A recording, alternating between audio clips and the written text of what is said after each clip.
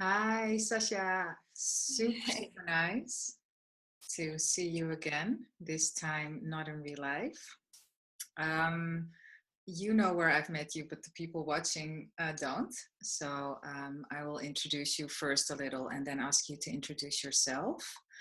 Well, first of all, I met you. I'm not sure if you know this. I saw your interview on the Slovenian TV station. Well, it was on internet, but I think it was a TV station that aired it, right? Yeah. Yeah. And I was madly in love with your teachings right away. It resonated so deeply, and you have so much knowledge. And I was like, I need to get to this lady. And the universe gifted me tickets to your workshop in Berlin, and it was a total surprise to me because I hardly knew you. I just knew like I need to know this woman. I need to know more of her teachings. So I won tickets to the workshop, and I went to the workshop in August of this year, and that's where I got more acquainted with your work. And you do mostly body work, and you teach people how to get really into their bodies. But yeah, I feel like I'm missing some how do you say that, vital points here. So I would love for you to speak a bit on what it is exactly that you're bringing into the world. I mean, to be honest, I feel like probably the best way for you to get that information is instead of me introducing myself to kind of pick at my brain a little bit while we're here online. Okay. Because I feel like apart from me doing energy work and body work, there is so much communication that I do on such a wide range of topics Mm-hmm. that it's quite unlimited as far as what it is that I'm doing. Yeah. um, I would say that if I can condense everything to one phrase, Mm-hmm. what I am doing is hopefully sparking some very in tuned, intelligent thought in people and sparking people's hearts. And how that goes about is through different avenues, but that's really that's really the goal here. Wow. Yeah. And when you said that, I got goosebumps. And I remember from the workshop that through some exercises, you were actually touching the heart chakra as well, the higher heart chakra.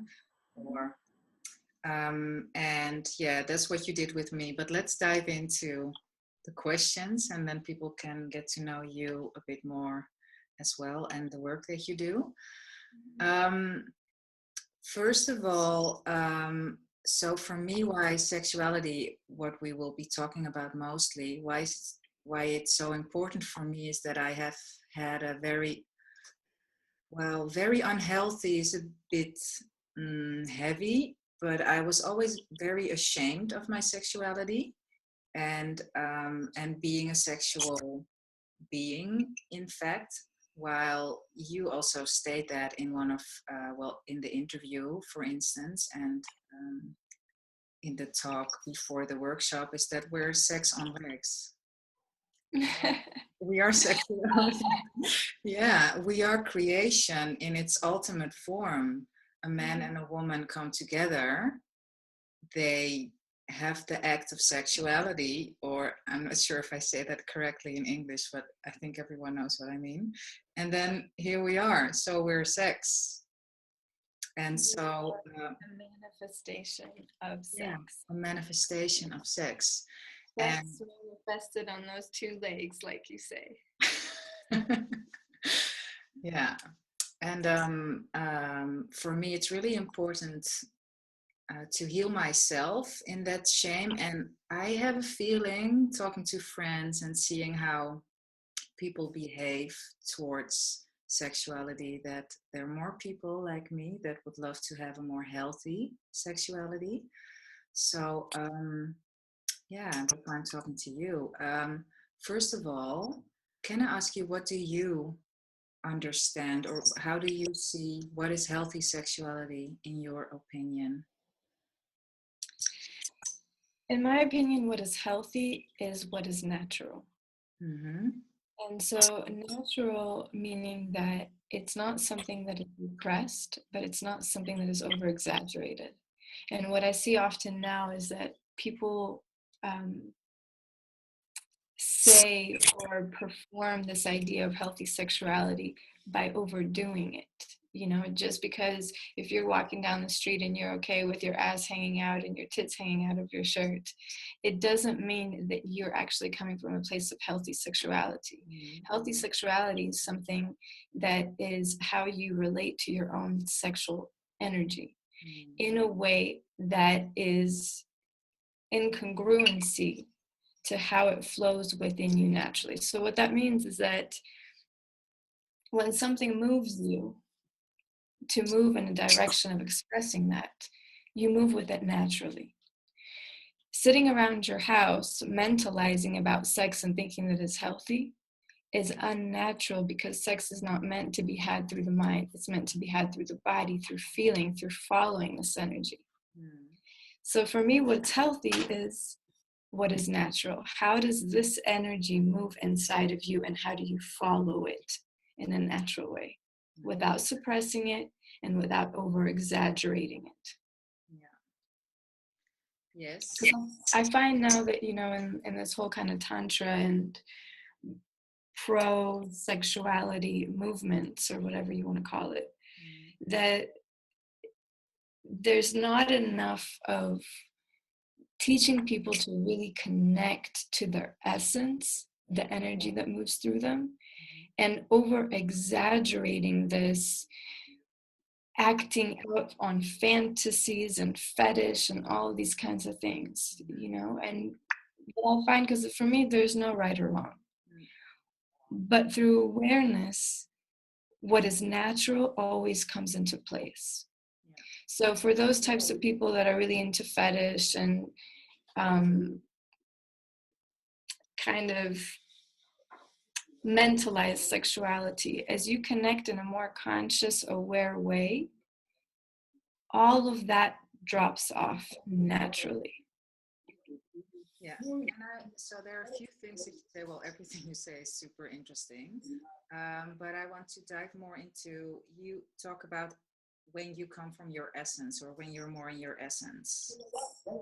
Can you explain a bit more on that? Yeah, so, and I apologize for the sound back here. I've got neighbors. It's okay. This is live. So what I mean by coming more from your essence is that everybody has to connect more to feeling their own energy. And when we live in society where everything becomes a distraction and everybody's actually running from feeling themselves, they really have no sense of what it is that they desire. Even to the point of what they like to eat, what they like to drink, what they like to listen to as far as music goes. People have become so conditioned from external forces that they no longer have a connection to their essence, to what does this energy inside of me really enjoy? How does it move? What is it really like? So it's really coming back to a place of questioning all the time whether the way that you're moving in your life is actually natural to what your spirit desires. That's a big one, because there are some layers to go through before you can find what your spirit desires. That's how I look at it. And it's an interesting journey. I've been going through that journey myself. Would you say, now putting words in your mouth, but you're good enough to not take these words if they don't resonate. Would you say that to be able to get to that soul or that spirit and feel how that essence moves, that you also should look at your diet? If you're drinking alcohol, if you're partying a lot, like what would work actually to take some of these layers off to really get to your essence? Your awareness is all that you need to really come to a place of real intelligence within you. So it's not even about saying like, oh, I'm no longer going to drink alcohol. It's about being very aware while you're drinking alcohol. Okay. So most people, when they drink alcohol, if we're using this as an example, they're drinking and all of their attention is all the time outside of themselves. It is the motor to distract themselves from being in their body. So on the flip side, what I would tell oh, there's an echo. On the flip side, I'm totally hearing myself. Oh, I hear you perfectly, but I just echo. Yeah, it's annoying when you hear an echo. Like, how is it now? Turn me down a little bit. Yeah. Now it went away. Okay, cool. So what I would tell that person is go ahead and drink. You know, if you're going out tonight, go ahead and drink. But while you're drinking, really pay attention to, first of all, how the alcohol makes you feel in your body first. Keep awareness in your body and notice what it does to your mental state. Notice what it does to your emotional state. And most likely, if you're drinking, you're also going to be drinking in the presence of other people. So what I would tell them is pay attention to the beingness. Oh, the other person, this is live, I know, but give me 1 second. Carlos! Ahora no puedo, estoy en una llamada. Te digo después en una hora, ¿ok? Gracias. What was that? Welcome to the real world. We had some work done in the bathroom and the owner of this place wanted to come check it out. Okay, that's funny. Maybe he wants to talk about this a bit too. Yeah, you were saying. So what I was saying is for this person to also to pay attention to the people around them, to pay attention to how these things that what we're doing in our life affects our beingness. Because if you ever end up being sober in a nightclub, you will never see people really being connected, really enjoy. What you actually see is people's pain, their disconnection, their inability to really enjoy who they are. And drinking alcohol is like a way of creating this space in between themselves and their pain. Yeah. So that they can pretend like everything's okay. So when you do things in awareness, all of these different habits, there's clarity that comes with it. There's clarity that comes in showing you what is real and what is not real. Is this helping me to guide me in a direction that I want to move into, or is this a distraction? And that goes for everything. That goes for alcohol. That goes for things that we eat. That goes for things that we listen to, the kind of conversations that we have.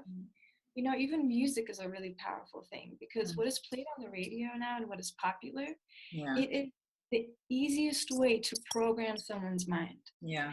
Because not only do you have lyrics that are completely insane, you know, I was just having a conversation with someone about this, but it's a really important topic. All lyrics and basically most songs, I cannot think of one that they play on the radio, at least it's, you know, not popular music, that all of them have extremely low vibratory lyrics. Even love songs. Love songs are always this, the beautiful love song is like, oh, I love you so much, I would die for you, I can't live without you. That's insanity. And so we're programmed all the time with all these ideas, and then we start acting these things out, thinking that the more that we are suicidal over our love relating with somebody, the more beautiful that is, the more valuable it is, the more real our love is. But it's crazy. And so we really have to pay attention to how all of these external forces are influencing us to move in a direction that is totally unnatural to what spirit is really saying. Yeah, I love how you bring that up, because a lot of personal development teachers that I listen to say exactly the same. Like, look at what you read, look at the songs you listen to, and it's so true. And sometimes I know I listen to some songs that I'm like, oh, these lyrics, but I'm aware of them and I just love the melody or something. But I usually listen to lyrics of what I know that are of service to me, actually, of in every single form or every single topic that I care about.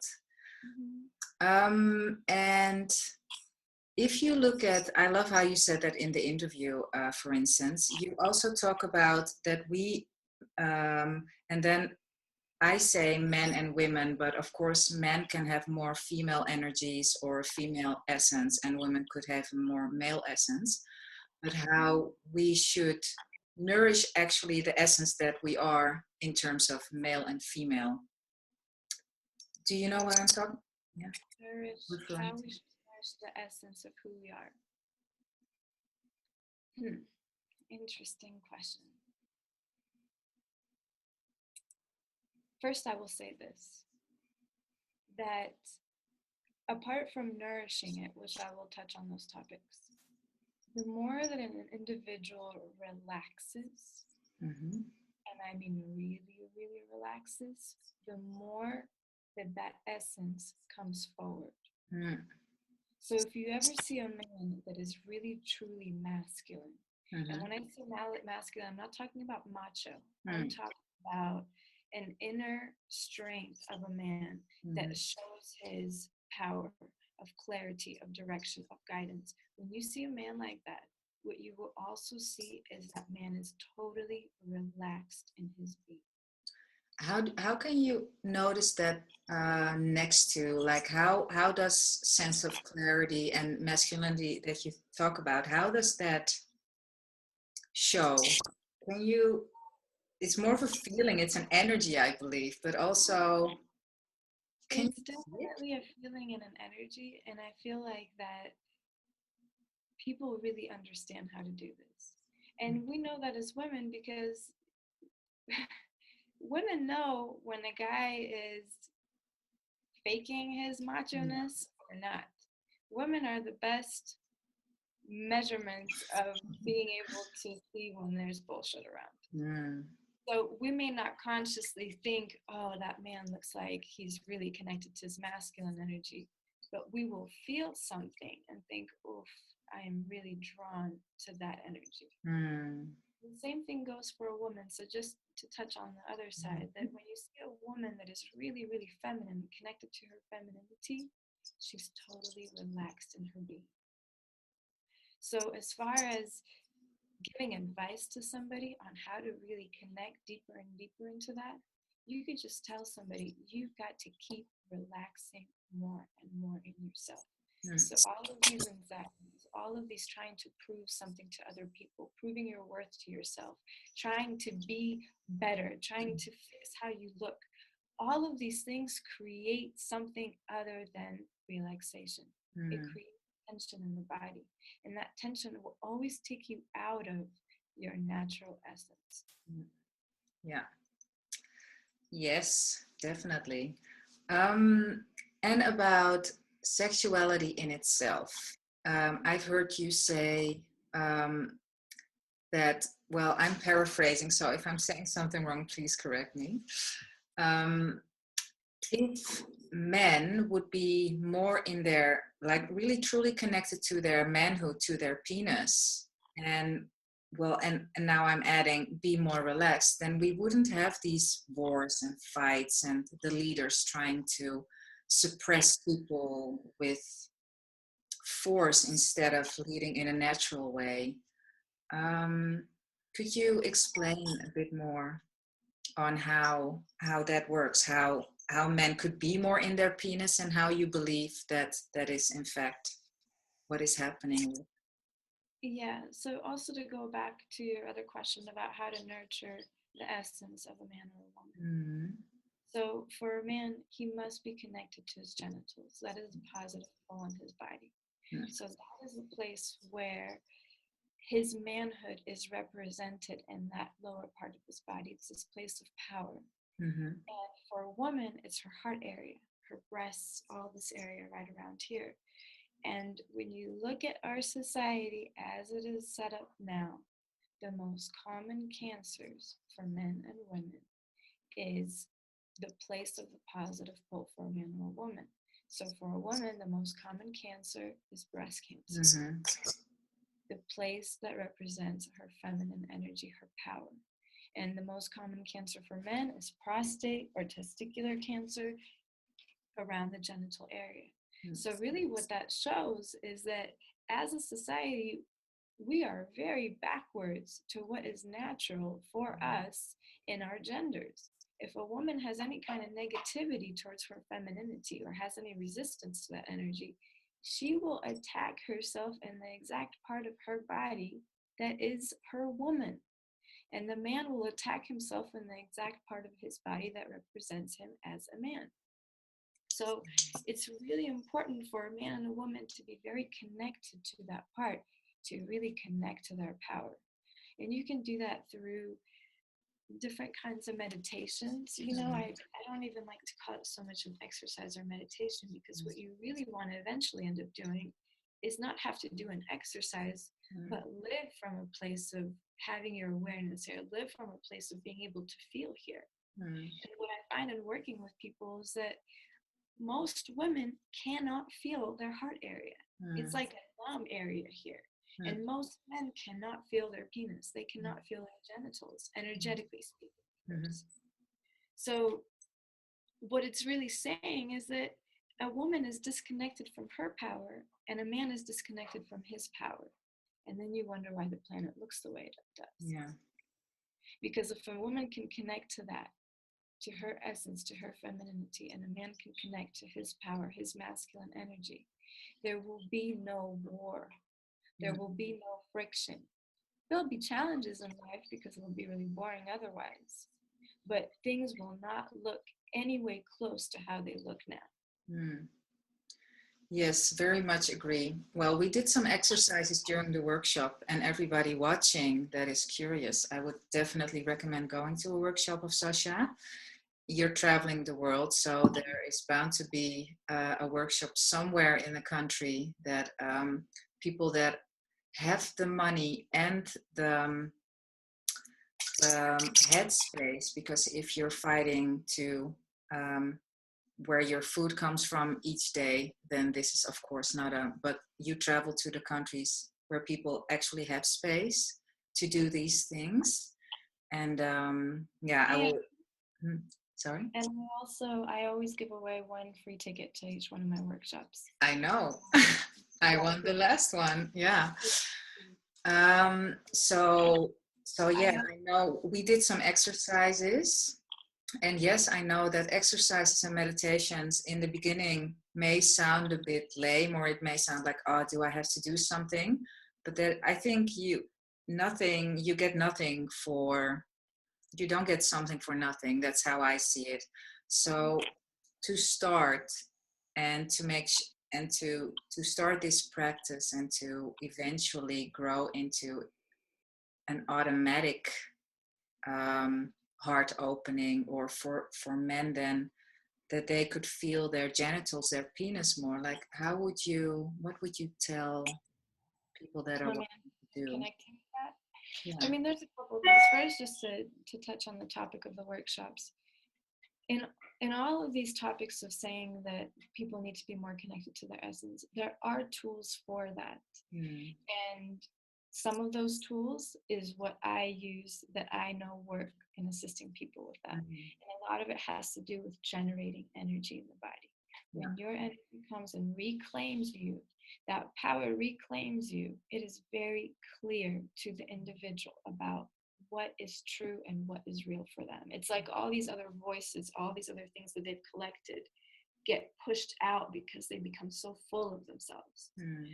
So there are tools for that. And as far as, for example, as you said, telling a man how to connect to his genitals, people need to learn, men need to learn how to start feeling that part of the body rather than mentalizing that out. So all of it has to do with feeling to generate energy and allowing for the energy to clear out the body of all of this stuff, all of this junk that is not true to who you are. So I tell men, instead of calling it masturbating, because when a man masturbates, what he ends up doing is mentalizing about something while using his hand on his penis, unconsciously rubbing it while thinking about something in his head. So what I tell them is, Don't look at porn. Don't look at anything. Don't look at porn inside your mind while you have your eyes closed. And actually just start to feel your penis, giving it little squeezes, gentle squeezes. You can grab some oil, massage it to bring feeling into it, the same way that you would to any part of the body that is feeling numb. You would want to take that part of the body, be it your arm, and start to be with it, massage it, bring feeling into it. So you'd want to do that with your penis as well, to start to reconnect to feeling that part of the body. That would be my as an advice for the man. And for the woman, it's the same thing. You've got these beautiful, voluptuous breasts. You can just well, a bit small in my case. No. Well, voluptuous is an energy.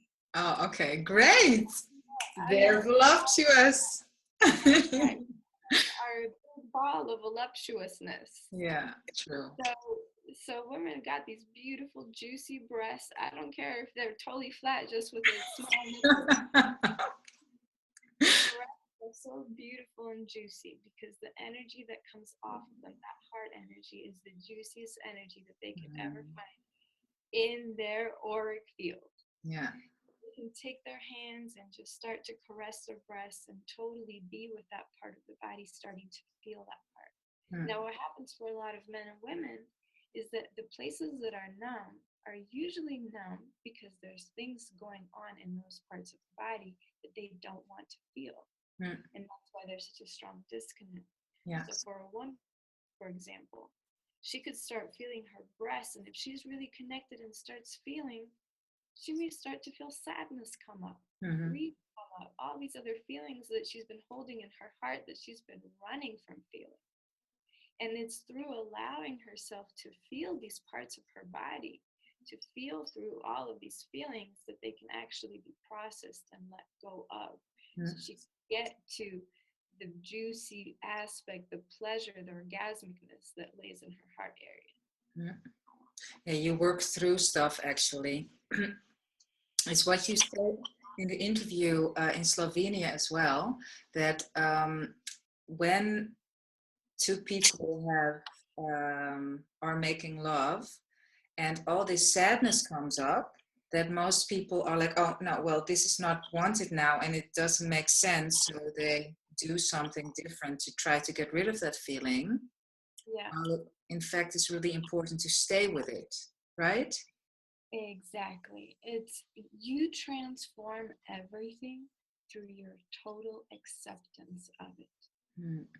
When you can be in the face of something, whatever that is, no matter how dark it is, no matter how scary it is, if you can just be with it and face it without resistance, without trying to do anything with it, that full acceptance of it is your way of loving it. Yeah. That's the true motherly energy. This is what the love of the mother is like, and why it's so transformative. To love something unconditionally. Yeah. So you can have all of these scary things come up for you, and you just be there with them unconditionally, just watching them without judgment and be there fully. Your presence starts to transform everything in and of itself. Yeah. And most people get scared and they start to run. But if you stay with it, that's when things really start to transform. Yeah. Amazing. So we know what we can do ourselves. Single or in a relationship, doesn't matter. When you're just with yourself, be present with you. And well, the few exercises that you gave us, what can we do for the other, let's say opposite sex, because there are of course same sex relationships as well. And I know the answer, and I still want you to answer it. No, I want you to tell me. What do you think? Okay, what the answer is? Well, the answer is become full in yourself. That's what we could do for the other. And as soon as we're full in ourselves and heal ourselves, and for me that means being in my heart, being receptive, being magnetizing and not so much doing and acting, and more like, okay, I'm here and I'm. We have got to stop trying to fix people. And I find that women got a sickness of trying to fix everybody around them but themselves. So the best thing that, and the reason I'm focusing on women right now is because honestly, when I hear this question come up, it's usually coming from a woman. I don't have men come into my life and tell me, how do I fix all the women in my life? They say, you know what? I really want to be a better man. And a lot of women that come, they say, how do I help the men? And I just find that to be really fascinating. I find that to be really fascinating because the best way that you can help anybody on the planet is by being a role model of what you want to see. So forget about fixing anybody. Nobody needs to be fixed. The only person that really needs to be transformed and changed for you to have a better life is yourself. That's where the focus needs to be always. And the thing about it is that for a lot of people, the idea of working on themselves seems so much more difficult. It seems like so much more work than trying to do something for someone else, that they try to skip over themselves. But that's totally backwards. Yeah, what I heard you say in the Slovenian interview was actually, in fact, that we could assist by, just like women, by really working on us and healing ourselves in becoming the best version of ourselves. Yeah. And I loved that. And I remember how you spanked me when I asked the question during the workshop. So I know the answer, and I wanted more. But are you applying it in your life? Sorry? But are you applying it in your life? I feel I am, yes. Yeah, I feel I am. But if you feel a different energy, please let me know. It's all live. Everyone can hear if you feel something. I just feel like that. I feel like that sometimes people think that things are more complicated than they really are. And I feel like, and I have known you for a little bit now because I've known you from the workshop and now here again. So this is live and it is a personal answer to you, but I'm sure that it will apply to other people. Yeah.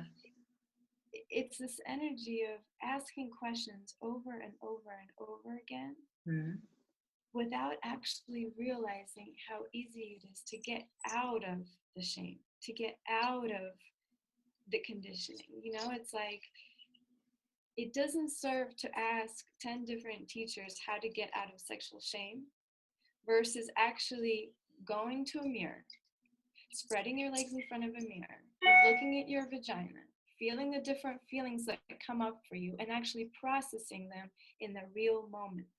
Or going out with a man, having a sexual interaction and feeling yourself in the present moment. That's how you will process things. It's through experience. It's through being. It's not actually going to be through just gathering more and more information with a desire to change something, but without actually going in to try to do it. Yeah. And that's what I'm feeling you, because I feel like you're such a juicy woman. I feel like you kind of have trapped yourself in this idea of sexual shame. But I feel like it's gonna be, if I could like hang out with you for a week, girl, you'd be somebody else. Okay, yeah, that's interesting. I will definitely let this answer move through me because I had the feeling I was doing okay, but I also know that I only know part of myself, and getting this feedback from you gives me a clear signal. So yeah, well, I know who's going out tonight. No. And I'm not saying that you got to go out any I know. way. But for you to start to interact with yourself in different situations so that you're learning about yourself through your experience. Yes, but believe me, I am. So the different teachers is also because I would love to get more information out. It's not just for me. It's also because I want people to, if I could have a magic, like if I had a magic wand and my wish came true about the sexuality thing, then I would have a lot more people that are aware of what it is, in fact, that we're doing to each other and to ourselves in terms of sexuality, and that everyone would start on this amazing journey to really have true connections and fulfilling sexual relationships with others, with themselves. No manipulations, no more shame, and understand it, know where you're coming from, where you came from, and transform it into something really amazing. And so much more comes out of that. Also, you get more freedom to step into your power, to go for your dream job, to go for your dream holiday, to do whatever you wish. That's all. I have a feeling it's all seated there in that sexual power of us. So Yeah, it's absolutely true. And what I was going to say is that the best medicine for all of sexual dysfunction, if you want to call it that, is sex. Yeah. That is the best medicine. The reason why it's kind of not such a clear answer for me to give is because it's not sex as we know it in society. It's definitely not porno sex. It's definitely not Hollywood sex. It is sex in its natural state of what it was intended to be, an energetic connection, a healing connection that heals both people when they come together. So sex is the best medicine for sexual shame. Yeah. Sex is the best medicine for really any kind of imbalance that is happening in the body, and also that's even happening outside. So meaning if we have financial problems, if we have disharmony in our family, whatever's going on externally and internally, sex is going to be the best medicine for all of those things if we really learn how to make love in the way that it was intended. Yes. Thanks so much, Sasha. I would love to ask one last question before we go, or maybe you even want to state a bit more information on the workshops, but I will definitely put some links below the video so people can find you and know where the workshops are. Well, actually, most of what I asked you talk about, and this is so like easy peasy for you. Is there anything that I haven't asked, but you feel that people that are watching need to know on this topic?